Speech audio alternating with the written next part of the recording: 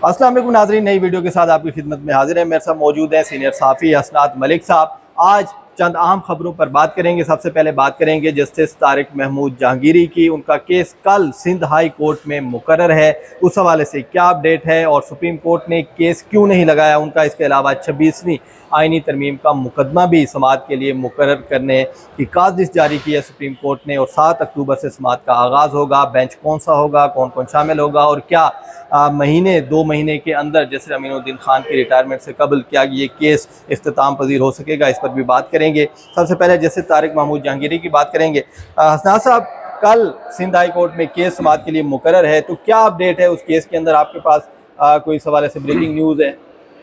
जी शुक्रिया अमानत। देखिए, एक बड़ी अनप्रेसिडेंटेड अभी एक डेवलपमेंट हुई है, ब्रेकिंग। मैंने अभी वो अपने ट्विटर पे भी शेयर की कि पता चला है कि इस्लामाबाद हाई कोर्ट के जज जस्टिस तारिक जहांगीरी, जिनके डिग्री का मैटर चल रहा है, बिल्कुल, वो खुद उन्होंने इंटरवीनर फाइल किया है, यानी पार्टी बनने की दरख्वास्त दे दी। ठीक है। उन्होंने सिंध हाई कोर्ट से, यानी इस्लामाबाद हाई कोर्ट का जज अब सिंध हाई कोर्ट में के केस में, केस तो उन्हीं के मुतलका है, उसमें वो अब फरीक बनने की दरख्वास्त दे दी। तो ये वो फरीक बने हैं, और इतलात ये है कि कल वो जो सिंडिकेट का फैसला है कराची यूनिवर्सिटी का, उसको भी चैलेंज करने जा रहे हैं, अलहदा पिटीशन दायर करेंगे। अच्छा। और ये भी एक बड़ा, यानी आप देख सकते हैं कि भाई मैं 15-16 साल में मैंने नहीं देखा कि एक आध दफा कोई केस, हाँ कोई किसी लाहौर हाई कोर्ट के जज का इस्लामाबाद हाई कोर्ट में, लेकिन इस तरह पार्टी कोई नहीं बना। तो ये अब तारिक जहांगीरी जो है वो अपने हाई कोर्ट में उनको जो है वो कर दिया, यानी मुअत्तल कर दिया, काम से रोक दिया। सुप्रीम कोर्ट खामोश है। सुप्रीम कोर्ट मौका, यानी उनको अभी तक यानी वो मौका नहीं मिल रहा, टाइम नहीं मिल रहा, इशारा नहीं मिल रहा, जो भी जिस अर्ली हियरिंग की भी दरख्वास्त डाली उन्होंने, लेकिन उनको तो उम्मीद नहीं है उनको नहीं। तो अब सिंध हाई कोर्ट में जो है वो वहाँ एक महाज खुला है। तो तारिक जहांगीरी बेसिकली अगर आप देखें तो इस्लामाबाद हाई कोर्ट भी उनके हवाले से मुतारिक है, सिंध हाई कोर्ट मुतारिक है, और जो वो सुप्रीम कोर्ट खामोश। सुप्रीम कोर्ट कब मुतारिक होगी? जब सिंध हाई कोर्ट का फैसला आएगा। अब सिंध हाई कोर्ट की क्या डेवलपमेंट है, कल मैंने इस पर खबर भी की। सिंध हाई कोर्ट में होता यह है कि 22 तारीख अर्ली हियरिंग की दरख्वास्त HEC की तरफ से एडिशनल अटॉर्नी जनरल देते हैं। ठीक है। और पहले ये होता है कि ये केस तारिक जहांगीरी साहब का 1.5-2 हफ्ते पहले लगता है, और वो बेंच नंबर 2 जो आईनी बेंच था सिंध हाई कोर्ट का, उसमें लगता है, और वो जुडिशियल आर्डर के जरिए केस कहते हैं जी कि आज टाइम नहीं है, इसको 30 तारीख के लिए फिक्स कर रहे हैं किसी मुनासिब बेंच के सामने, स्टे चलता रहे।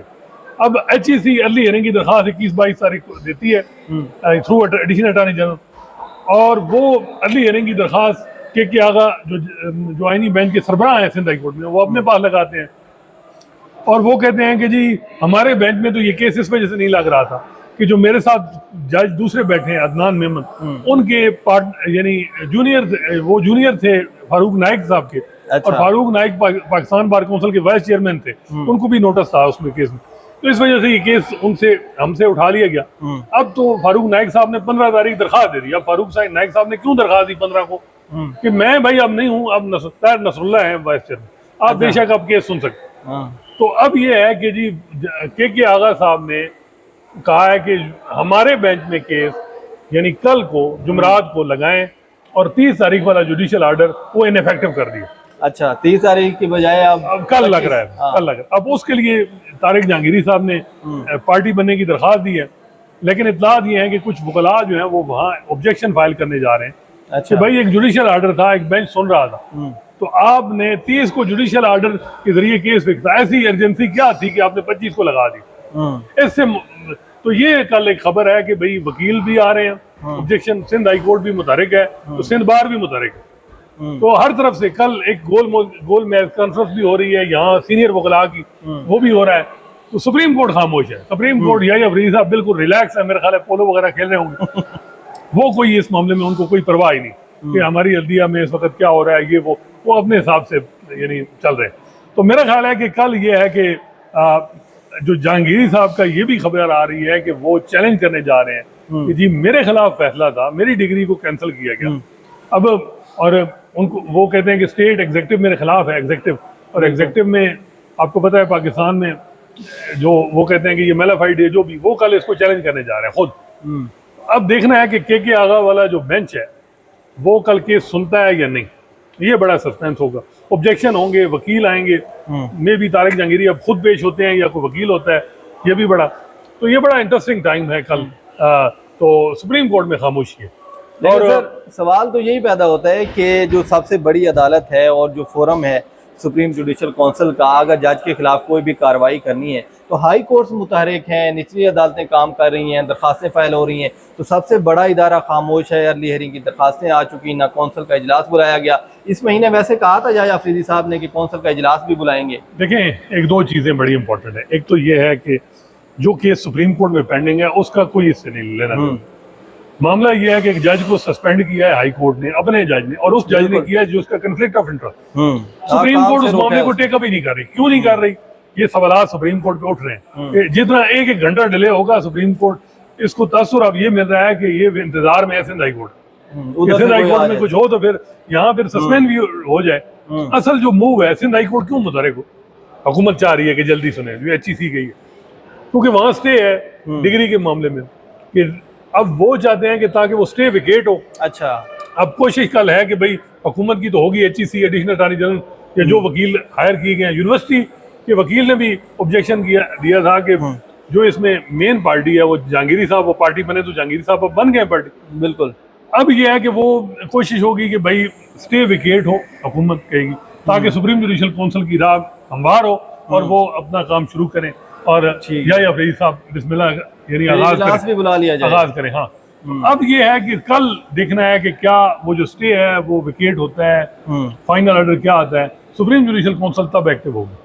बिल्कुल, इस वजह से ये बड़ा मामला, तो सुप्रीम कोर्ट का उसके साथ लेना देना नहीं है, लेकिन सुप्रीम कोर्ट बगैर ये लग रहा है कि सुप्रीम जुडिशल काउंसिल को मे भी हाई कोर्ट डायरेक्ट ना करे, तो ये होगा कि जब वहां से स्टे विकेट हो जाएगा, यहाँ से मे भी जहांगीरी साहब के खिलाफ जो ऑर्डर है वो सस्पेंड हो जाए। चांसेस इवन आपको पता है हाफिज एहसान खोखर साहब ने भी हाथ खड़े किए कि भाई डोगर साहब को मैं नहीं, यानी उन्होंने कहा यार ये कोई जुल्म है, ये मतलब नहीं, हाई कोर्ट की पावर ही नहीं है। हाई कोर्ट सुप्रीम कोर्ट के जज को कर सकती है, काम से रोक सकती है। मतलब हाई कोर्ट के पास ये पावर्स हैं कि वो अपने ही जज को काम से रोक दीजिए, तो सुप्रीम जुडिशल काउंसिल नहीं कर सकती। सुप्रीम जुडिशल काउंसिल भी नहीं कर सकती, कोई भी नहीं, अगर कोई ऐसा नहीं कर सकती है। इफ्तिखार चौधरी केस में डिसाइड हो गया है, अच्छा, एक जज को मुअत्तल सस्पेंड नहीं किया जा सकता जब तक वो या फारिग हो, ओहदे से हटाएं या करें।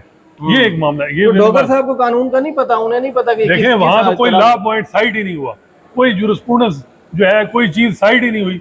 या तो होता है कोई जजमेंट लिखा है और यहाँ वकील कहते हैं जी सुनाया हमें कुछ और लिखा अंदर कुछ और है, तो वो और बात है। खैर वो उसमें अब मेरा ख्याल है कि ये जो है वो अल्टीमेट ये मामला अमानत सिंध हाई कोर्ट में तो कल जो होगा, बिल्कुल देखते हैं कि वहाँ मसल दोनों तरफ से हुकूमत भी तैयार है, वकील भी तैयार है, और सिंध बार एक वैसी है जो आपको पता है 26वीं तरमीम में सबसे ज्यादा वोकल स्टांस उनका है। तो अब सिंध बार कल वहाँ एक्टिव, तो फिर ये होगा कि सुप्रीम कोर्ट में भी टेकअप कर ले। सुप्रीम कोर्ट ये होगा कि जब स्टे विकेट होगा ना, वो डायरेक्शन या कहेगी कि वी एक्सपेक्ट कि सुप्रीम जुडिशल काउंसिल एक्सपीडाइट करे ताकि उसको मुतहरिक किया जाए। अब सुप्रीम जुडिशल काउंसिल में क्या है, 5 जज हैं, अब उसमें चीफ जस्टिस याहिया अफरीदी हैं, वन एंड ओनली। उनका आपको पता है कि याहिया अफरीदी साहब की सोच ही नहीं करते, वो 6 जजेस के मामले में उनकी पहले पोजीशन और थी, अब वो जरा और है, और 50 साल दोस्ती भी उनकी दाव पे या नाराजगी खत्म हो गई, यानी नाराजगी है, दोस्ती तो अब वो उस तरह की नहीं है अतर मिल्ला साहब से। अब दूसरी तरफ है जस्टिस मंसूर अली शाह, जस्टिस मुनीब। अब रिपोर्ट तो ये भी हुआ कि किसी एक जज ने ओपिनियन दी कि जहांगीरी साहब के खिलाफ जो कंप्लेंट है ये मेंटेनेबल नहीं है, इनको डिसमिस किया। अच्छा, या अफरीदी साहब ने पेंडिंग रखा। अब ये रिपोर्ट हुआ, वसीम मलिक साहब हमारे साथी दोस्त हैं, उन्होंने रिपोर्ट किया, उस पर कोई तब्दील नहीं आई। हमें कोई उस तरह की ऑथेंटिक खबर नहीं मिली, मुझे सीधी बात में आपको, लेकिन ये खबर उनकी कोई तब्दील नहीं आई, तो वो खबर ठीक है, हम मानेंगे। अब ये है कि मुनीब अख्तर साहब, मंसूर अली शाह, याहिया अफरीदी, जस्टिस आलिया नीलम लाहौर हाई कोर्ट की चीफ जस्टिस, और सरफराज डोगर सुप्रीम जुडिशल डोगर साहब काउंसिल में आ चुके हैं, लेकिन नीचे स्टे दे के आप फिर यहाँ बैठेंगे, यार ये तो मेरा ख्याल है ये तो ना करें ना। वैसे कानून ये है कि जज खुद डिसाइड करता है कि मैंने उठना है बैठना है। अगर कानून के जज कहे, डोगर साहब कहेंगे जी मैं नहीं उठता, हाँ मैंने सुनना है, वो कहें हाँ मैं नहीं उठता, फिर क्या होगा? फिर याहिया अफरीदी साहब में भी अब तो मेरा ख्याल है कि तारिक जहांगीरी साहब की जो ये सारा मामला है वो अल्टीमेट उनका जो भी फैसला होगा वो याहिया अफरीदी करेंगे। क्योंकि सारी कौंसिल में भी देखें तो 3 मतलब मेंबर्स जो 3 हैं, इधर 2 इधर। देखिए इफ्तिखार चौधरी को रिलीफ मिला, काजी फैसल को रिलीफ मिला। वजह क्या बनी कि एग्जेक्टिव इनको हटाना चाह रही थी, और जजेस इंडिपेंडेंस ऑफ आपस जुडिशरी में को अटैक था, और इस बुनियाद पे मंसूर अली शाह ने साथ दिया, मकबूल बाक़र साहब ने दिया। तो अब तारिक जहांगीरी साहब का भी बज़ाहिर ये लग रहा है कि साथ ये होगा कि भाई पहले ये तो देखें, और दूसरी बात है 33 साल से एक बंदे की डिग्री ठीक थी, वो एडवोकेट जनरल आपका जज कैसे बन गया, सारा कुछ बना, डिप्टी अटॉर्नी जनरल बना, सारा कुछ बना, रिपोर्टें आई। उस वक्त जो रिपोर्ट उनकी आई थी मुझे याद है, आपको पता है कि तारिक जहांगीरी के हक में मकबूल बाक़र थे, काजी फैसल थे, अच्छा आमिर फारूक और उमर अता बंदियाल मुखालिफ थे। और वजह ये थी कि रिपोर्टें ये थी कि भाई इन्होंने ये जो ज़िया दौर में हैंड ग्रेनेड इनके हाथ में फटा था कि जी 2 उंगलियां भी नहीं है, ये तो एक्टिविस्ट थे पीपल्स पार्टी के, अल जुल्फिकार से तल्लक था पीपल्स पार्टी के जो तस्वीरें पीपल्स पार्टी। अब होना, अब देखिए ना, एक तरफ तारिक जहांगीरी के मामले में पीपल्स पार्टी का रोल बड़ा इंपॉर्टेंट है कि के आगा को आपको पता है पीपल्स पार्टी से तल्लक, अदनान मेमन जो वकील हैं वो कहते हैं कि जूनियर हैं फारूक नाइक साहब। नाइक साहब ने खुद बताया था कि यार जहांगीरी साहब तो कराची यूनिवर्सिटी में पढ़ते रहे, मुझे याद है, अब पता नहीं क्या सूरत हाल। तो पीपल्स पार्टी अब देखते हैं कि इसमें क्या उनका रोल, क्योंकि सिंध हाईकोर्ट में आपको पता है ज्यादा हम नहीं कहते कि वहाँ असर रसूख है पीपल्स पार्टी का। तो पीपल्स पार्टी अब वहाँ कुछ बताया जा रहा है, कुछ वकील और भी आबिद साकी और वो जो पीपल्स पार्टी के वो भी वहाँ जा रहे हैं। तो मेरा ख्याल है कि एक वकील जो इस वक्त 26वीं तरमीम के खिलाफ जो आवाज या इंडिपेंडेंस ऑफ जुडिशरी के लिए फाइट कर रहे हैं, वो समझते हैं कि ये जो 6 जजेस 5 जजेस को प्रोटेक्ट करना सबसे अहम है। अगर ये चले गए तो हमारा फिर सारा केस खत्म। तो मेरा ख्याल है कि इस वक्त सारे जो जज इस वक्त 26वीं तरमीम या जो वकील सपोर्ट कर रहे हैं या जो इंडिपेंडेंस ऑफ जुडिशरी को प्रोटेक्ट के लिए या फाइट कर रहे हैं या उसकी रिस्टोरेशन के लिए फाइट कर रहे हैं, वो समझते हैं कि इन 5 जजेस को अगर एग्जेक्टिव ने निकाल लिया तो उनका एतमाद इधर होगा। बेशक जो मर्जी फैक्ट्स हों, लोगों में तसर यह है कि एग्जेक्टिव से इन्होंने पंगा लिया, एग्जेक्टिव ने इनको इबरत का निशान बनाया और कुछ जजेस सहूलतकार बने, ये एक तसर बने। बिल्कुल बिल्कुल ऐसा ही है। और देखते हैं, कल बहुत अहम केस है, जहांगीरी साहब भी उसमें पार्टी बनने जा रहे हैं, फ्रीक बनने की दरख्वास्त दे रहे हैं, तो क्या आर्डर उधर से जारी होता है, बड़ा अहम केस होगा कल का। और 26वीं आईनी तरमीम की जैसे आपने बात की कि कुछ वकील ये चाहते हैं कि ये जजेस ना हों ताकि रास्ते आसान रहें उनके लिए और फिर 27वीं तरमीम के भी के लिए आसानियां पैदा हों। तो सर 26वीं आईनी तरमीम का केस मुकर्रर हो चुका है, तो आपको क्या लगता है कि ये केस कब तक डिसाइड हो सकता है, क्योंकि अमीनुद्दीन खान साहब जो है मेरे में 1 दिसंबर को उनका आखिरी रिटायर हो जाएंगे वो 1 को, तो 2 माह रहते हैं, तो क्या ये हो जाएगा इस दौरान इसका फैसला? और आपको क्या लगता है इस केस के अंदर क्या हो सकता है, क्या ये जुडिशल कमीशन से और मेंबर लाए जाएंगे, क्या होगा इसका, आपको क्या नजर आ रही है फेट इसकी 26 अमेंडमेंट केस की? जितनी भी दरखास्तें हैं, देखें, एक तो ये जो जस्टिस अमीनुद्दीन खान है जो आईनी बेंच के पहले सरबराह है, बिल्कुल उनका जो तारीखी एक किस्म का टेनोर है वो ख़त्म होने जा रहा है 1 दिसंबर को, वो रिटायर हो रहे हैं। और उनकी खिदमात कहें जस्टिस सिस्टम के लिए वो तारीख का हिस्सा देंगी कि उन्होंने मिलिट्री जस्टिस सिस्टम को तक़वियत दी। शायद ही 76 साल में किसी ने मिलिट्री जस्टिस सिस्टम को इतना सपोर्ट किया हो जितना अभी जो ये रिसेंट जजमेंट ने किया। माले गनीमत तकसीम की 2/3 निज़ाम के लिए किया, ट्रांसफर के लिए उन्होंने अपने जजेस को कहा कि भाई मैं आईनी बेंच में आपको शामिल के सपोर्ट नहीं दूंगा, उन्होंने अपने आप के लिए हाथ खड़ा किया। फिर उन्होंने जब भी बात हुई, इवन जमाल मंदोखेल कहते रहे कि सारे जज आईनी बेंच में, अमीनुद्दीन खान साहब ने कहा यार नहीं, उन्होंने नहीं मानी बात। तो मेरा ख्याल है कि अमीनुद्दीन खान साहब का जो खला है वो बड़ा मुश्किल होगा। मेरा ख्याल है कि हुकूमत के लिए सोचना होगा। तो ऐसा दिमाग उनको मिलना नहीं, देखे ना उनकी जो जजमेंट अभी देखी है मैंने, बड़ी वो मतलब पावरफुल जजमेंट है और बड़ी खुल के उन्होंने कोई बगैर किसी मुनाफिकत के उन्होंने कहा भाई ये सारा सी। लेकिन एक चीज वो कर गए जिसपे बड़ा है, उन्होंने कहा कि जो अपील है, जो सारा कुछ ट्रायल है, ये सब्जेक्ट टू अपील है।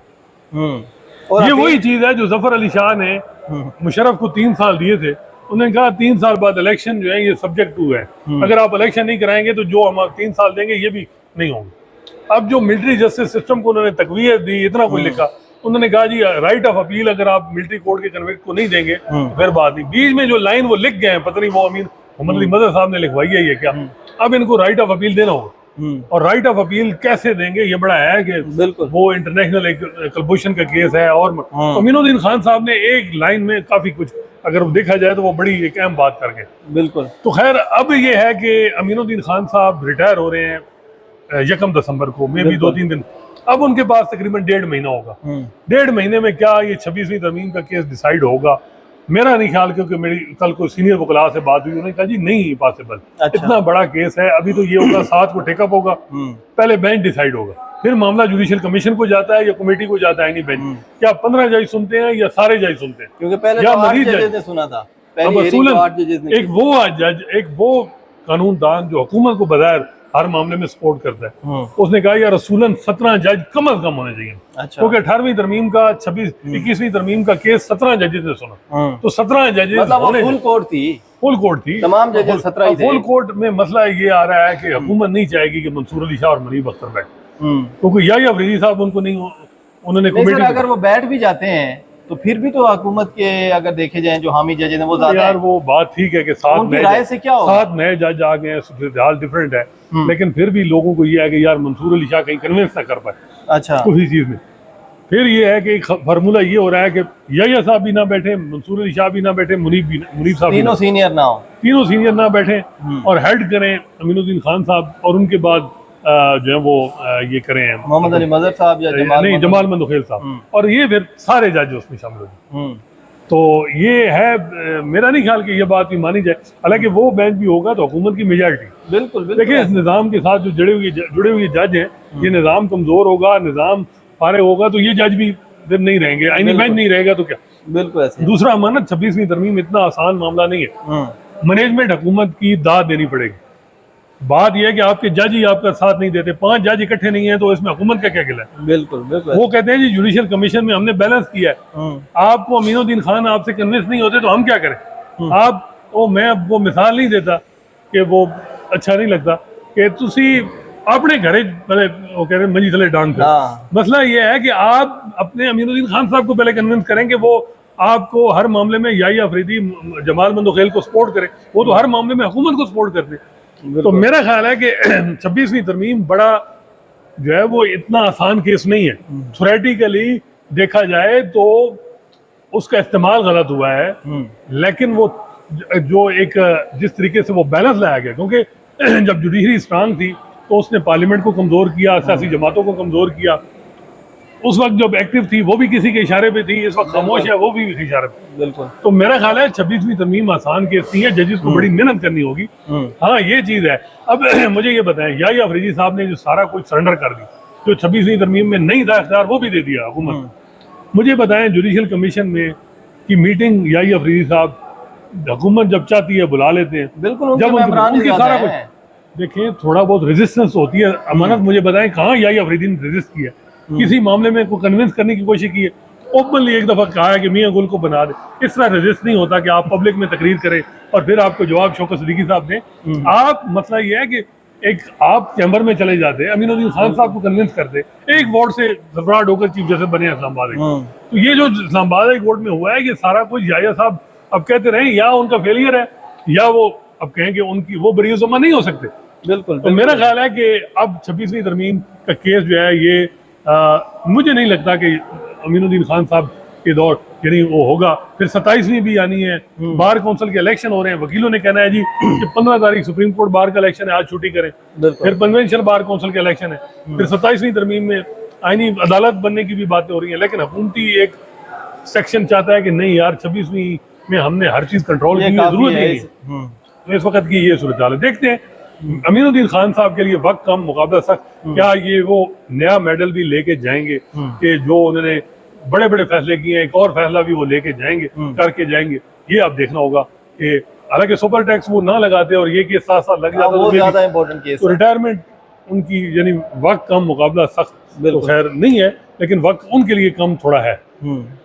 चले देखते हैं सर, क्योंकि जिस तरह आपने बात की कि आईनी तरमीम का जो केस है 26वें आईन, वो इतना आसान नहीं कि केस दोनों ने फ़ायदे उठाए, अदलिया ने भी मुदाखलत की, लेकिन अब जब से 26वीं तरमीम हुई तो एक पूरा सिस्टम बना, अदलिया को कंट्रोल किया गया, तो इतनी आसानी से ये ख़त्म होने से इसका मतलब है 26वीं तरमीम ख़त्म होती है तो पूरा सिस्टम ही कोलैप्स कर जाएगा। तो बहरहाल ये थी आज की अपडेट। नेक्स्ट जो भी अपडेट होगी आपको इंशाल्लाह ज़रूर आगाह करेंगे। मुझे और हसनात मलिक साहब को इजाज़त दीजिए। अल्लाह हाफ़िज़।